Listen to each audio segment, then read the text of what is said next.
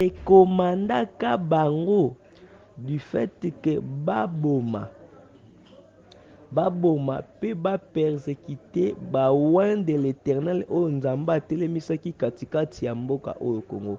Nzambe abisinga bomoni 5 personnes ozomona, ce sont les 5 serviteurs qui ont servi Dieu dans ce pays. Mais parmi ces 5 serviteurs na reconnaître bilongi ya bato mibale. Moto liboso namonaki elongi na reconnaître ezalaki elongi ya Simon Kimbangu. Elongi ya mibale naza ko reconnaître ton namonaki ezalaki elongi ya apôtre Alexandre Edi Nabal. Pe namoni batu ebele me bilongi ya basali ya Nzambe misusu bazo en vie mais baza penza na fonctionnalité te ya misala ya Nzambe bazo kolela. Elongi ya liboso namoni elongi ya papa Coutinho Fernando azo kolela, mais pendant que azo lela azo réclamer Nzambe justice na yo esalama.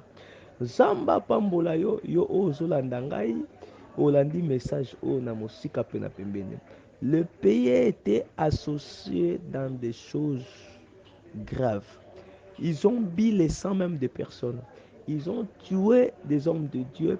Ils ont fait des rancines avec des hommes de Dieu.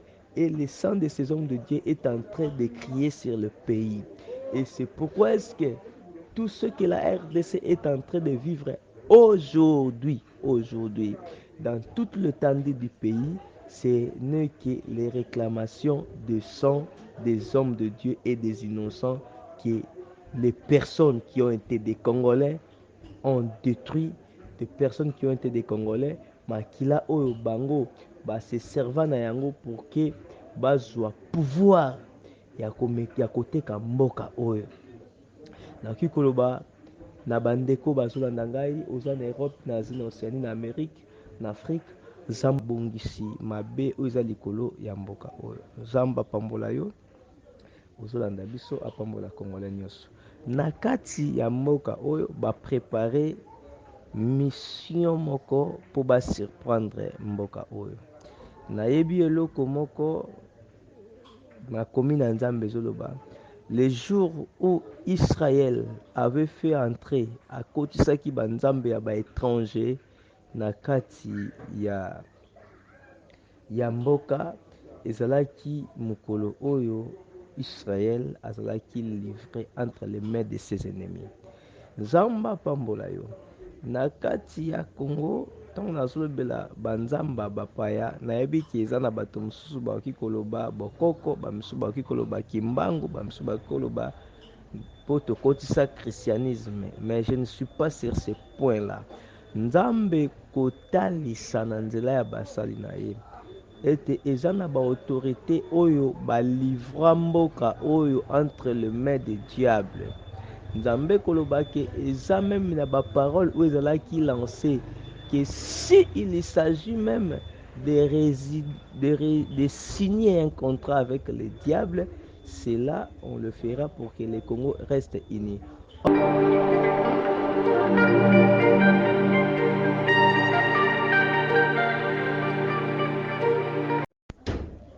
Shalom, shalom, shalom, peuple de Dieu. Que le Seigneur Dieu d'Israël vous bénisse, vous qui nous suivez de partout en Europe, en Asie, en Amérique, en Océanie et pourquoi pas l'Afrique.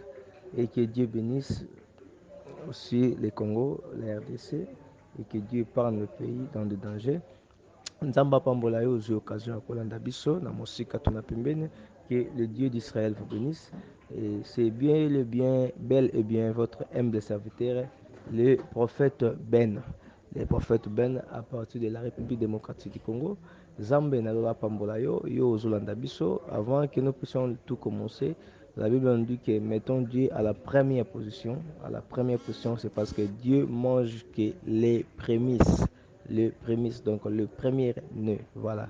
Nzambe na milimo ya bantoma pe Nzambe na milimo ya basakoli kolo na lola topesi yo merci pour na moment oyo te recommander tango na sango ya loboko na yo et que les anges et les angeloges du ciel bazala permanent to bengani nyonso ezala yo te za mosika soit contrôle na biso na butu lelo ya misala pe ya message oyo otindi katikati ya libota na yo na kombo na ngwana Yesu Kristo oyo epesami na biso na likolo pe na se Yesu ya kufa sekoza na bomoi nde tosambeli tobondeli boye tolobi victoire à toi Seigneur Jésus-Christ.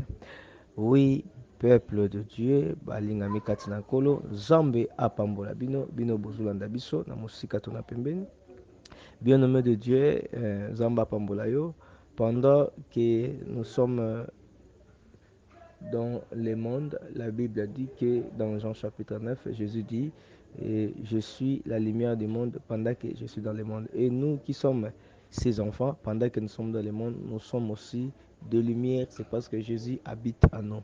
Que Dieu vous bénisse. Nzambe nalola apambola bino. Butu ya vendredi na basali na Nzambe na kati ya jeune pe ya retraite de prière. Nzambe kotalisa pe kopesa ba message na tina ya mboka ya Congo. Nzambe apambola yo pendant que tozalaki na ba prière pe na ba losambo na kati ya ba prière nkolo kotalisa vision pe message oyo ya interpretation na nzela ya basali na Nzambe. Nzambe kotalisa eloko ya liboso komona katikati ya mboka oyo la République démocratique du Congo. Merci. Komona la mort d'abord ezoko frappé na kati ya mboka. La mort, je parle de la mort. Kufa ebeti na kati ya mboka. Et parmi ba kufa oyo Nzambe atalisaki kufa mibale. Nzambe atalisi kufa. Il y a un grand homme dans les fonctions politiques de notre pays aujourd'hui. Et Nzambe atalisi pe kufa ya un homme politique qui était dans le Sénat. Tout ça avant tout ça, tout ce message. Nzambe nalola kotalisa manifestation pe mabongisi mabe oyo eza likolo ya mboka oyo. Nzambe apambola yo ozolanda biso apambola Congolais nyonso. Na kati ya mboka oyo baprepare mission moko po basurprendre mboka oyo. Nayebi eloko moko nakomi na Nzambe zoloba. Le jour où Israël avait fait entrer akotisaki ba Nzambe ya ba étranger na kati ya mboka ezalaki mokolo oyo Israël azalaki livré entre les mains de ses ennemis. Nzambe apambola yo na kati ya Congo ntango nazolobela banzamba bapaya nayebi ke eza na bato mosusu bakoki koloba bokoko bamisusu bakoki koloba kimbangu bamisusu bakoki koloba po tokotisa christianisme, mais je ne suis pas sur ce point là. Nzambe kotalisa na nzela ya basali na ye ete eza na baautorité oyo balivra mboka oyo entre les mains des diables. Nzambe koloba ke eza même na baparole oyo ezalaki lancé que si il s'agit même de signer un contrat avec les diables, cela on le fera pour que le Congo reste uni. Or, les contrats qu'ils ont fait avec les diables, ce n'était pas pour que le Congo soit uni, mais c'était pour que le Congo est submergé dans l'écoulement des sangs de génération en génération. Et pendant que tobandaki kosambela Nzambe kotalisa drapeau ya République démocratique du Congo, drapeau ya mboka. Mais na kati ya drapeau ya mboka Nzambe aza kotalisa biso komona ya lisu moko batiaka na kati ya mbongo bato bayebi mbongo ya dollar 1 dollar ya lisu moko. Mais lisu wana ebandaki kosala mouvement. Et pendant que tozo komona lisu wana ezalaki na partie rouge ya drapeau ya République démocratique du Congo. Et qu'est-ce qu'on a vu en bas de ce drapeau? Drapeau etelemaki ezopepa. Mais eloko ezalaki très terrible oyo Nzamba atalisaki tomoni na katikati ya drapeau oyo lisu pe na se na yango tomoni batata. Voilà.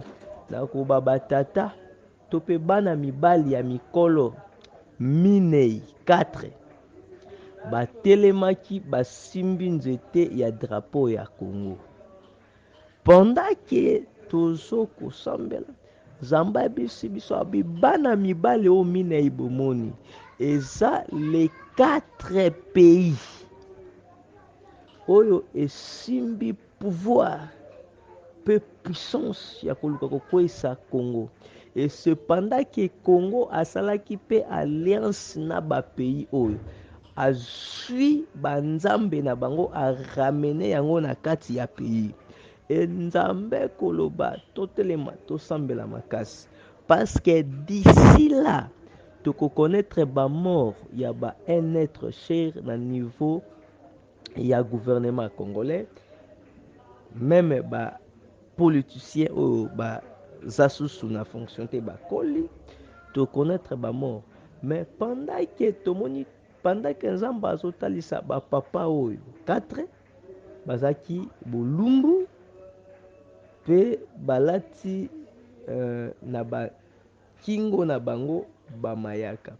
Mais na bamayaka wana bakomi possession to posséder nde bazokoreklame katikati ya minoko na bango, bazokoreklame bazoloba possession basimbi nzete ya drapele esika drapeau ya République démocratique du Congo etelemaki.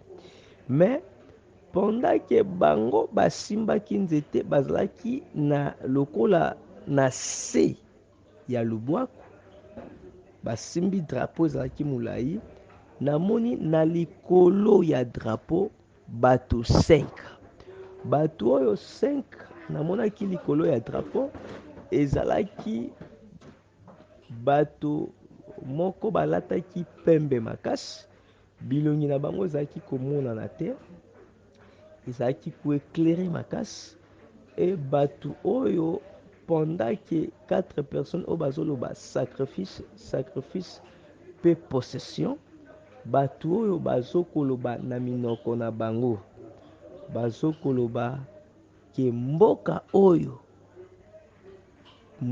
oyo eza na se ya malédiction, eza na se ya malédiction. Nakomaki komituna motuna na se ya emoniselo oyo malédiction oyo mboka oyo eza na se na yango eza nini. E nzambe nalola na se ya losambo korevele koloba ete totelema tosambela makasi parce que mboka oyo ezalaka livre eza na bato balekaka bakotaka basianse pe balivra mboka oyo. E na nzela ya basianse oyo bakotaka barekomandaka bango du fait que baboma pe bapersécuté baoin de l'éternel oyo nzambe atelemisaki katikati ya mboka oyo Congo. E nzambe abisinga bomoni 5 personnes ozomona, ce sont les 5 serviteurs qui ont servi Dieu dans ce pays. Mais parmi ces 5 serviteurs na reconnaître bilongi ya bato mibale. Moto liboso namonaki elongi na reconnaître ezalaki elongi ya Simon Kimbangu. Elongi ya mibale naza ko reconnaître ton namonaki ezalaki elongi ya apôtre Alexandre Edi Nabal.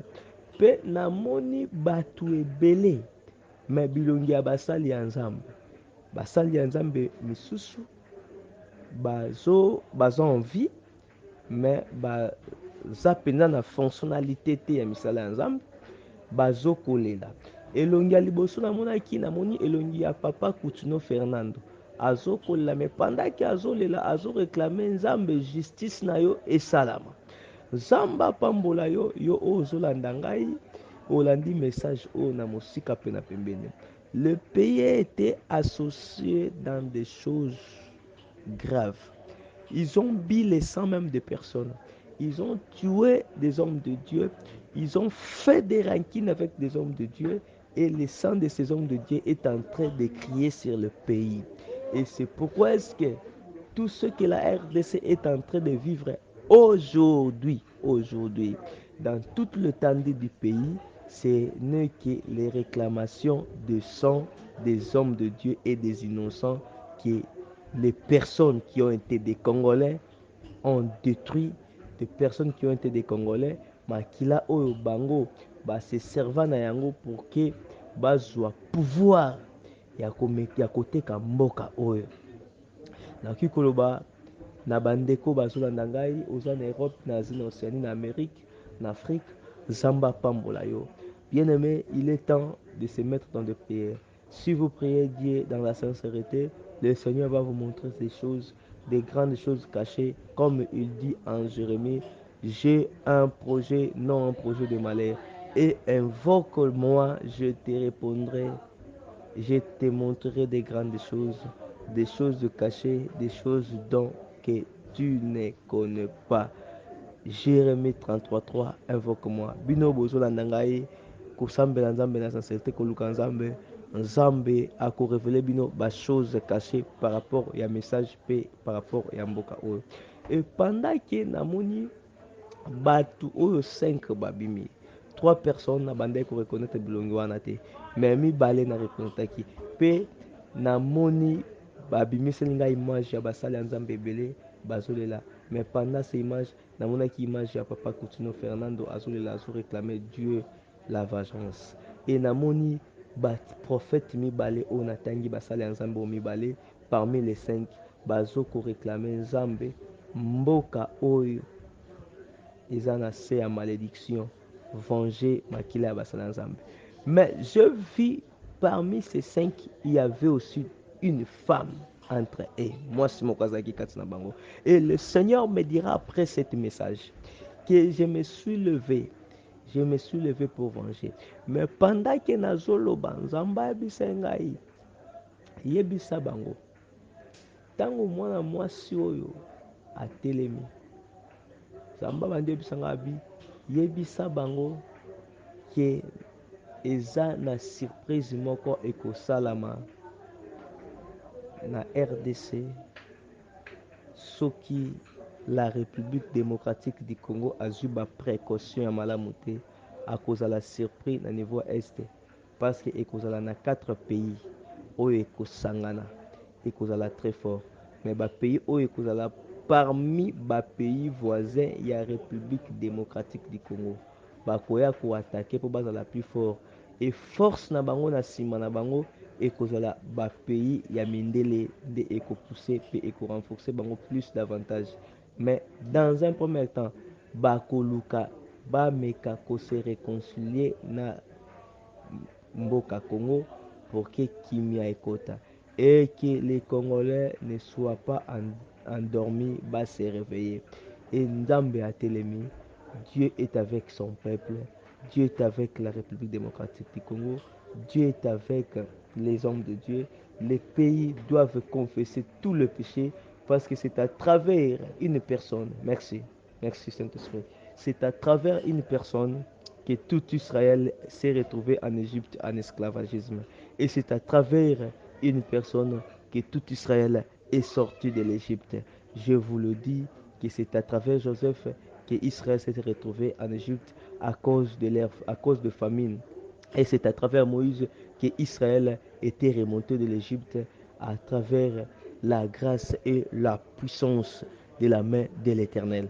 Et que le Dieu du ciel vous bénisse. C'était bel et bien votre humble serviteur, le prophète Ben. Nzamba pambola yo yo landingai de partout. Simba message yo. Aux en Asie, en Océanie, en Amérique. Bien-aimé, prie pour ton pays, prie pour ton peuple, prie pour ta patrie. Et que Dieu, les bons dieux, nous garde et qu'il combatte pour nous. Il y aura des scandales, dans le pays.